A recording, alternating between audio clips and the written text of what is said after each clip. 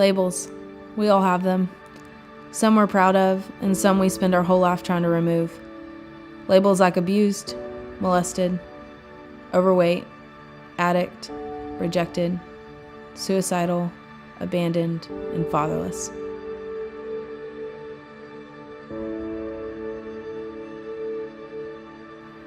To say that any of us are exempt from experiencing one of these would be as foolish as saying 2 + 2 = 6. We live in a broken world full of a lot of broken people, families, relationships, cultures, and perspectives. And my family wasn't exempt from any of this. Though I know my father loved me, just like all of us, he had his vice. A vice that cost him his wife, his children, and to be honest, in some ways, his very own life. I was 4 when we moved to the place I call home. It was here where over the course of the next 15 years, these labels begin to take shape. I was molested by 5 boys and 2 girls. I struggled with anorexia and bulimia, and dealt with a variety of other struggles like insecurity, perfectionism, pride, and manipulation. All of these struggles were defense mechanisms, where one by one I used them to build walls in my heart to protect what was stolen from me. I didn't have anyone to protect me, and because of this, I did all I could to protect myself. I found myself fighting the good in fear of the bad, and pushing away any type of love in fear of the hurt that could follow. All of this was an internal process I put in place in an effort to prove that I could do it all on my own. So as I grew up, this internal process stayed hidden, but on the outside, well, I was succeeding. I played every sport, had a ton of friends, graduated top 10% from high school, and also double majored in college, all while working multiple jobs, leading a Bible study, and eventually landing an internship in New York City. Though I was moving forward in life in the world's eyes, on the inside, every wall I had spent years building to protect me was beginning to crumble. With every broken relationship, manipulative lie, rehab notice, unmet expectation, and painful phone call, I began to break.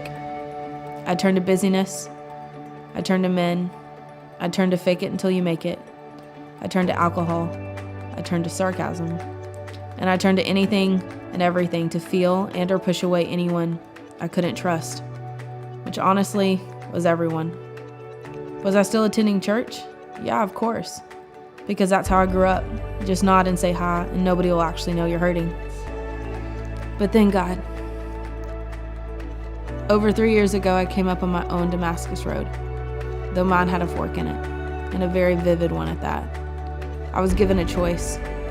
Continue looking to the world for what I thought I needed to make it, or push reset and let the Lord tell me who I was, and more so, who I was never supposed to be. And on February 3rd of 2014, I asked Him to push reset, and I haven't turned back since. Those labels that defined my life for over 20 years are still there, but they now have a thick black stripe mark through them reading a new label. Renamed, reclaimed, restored, and redeemed. Every single label I carried is a badge, an excuse to disqualify me.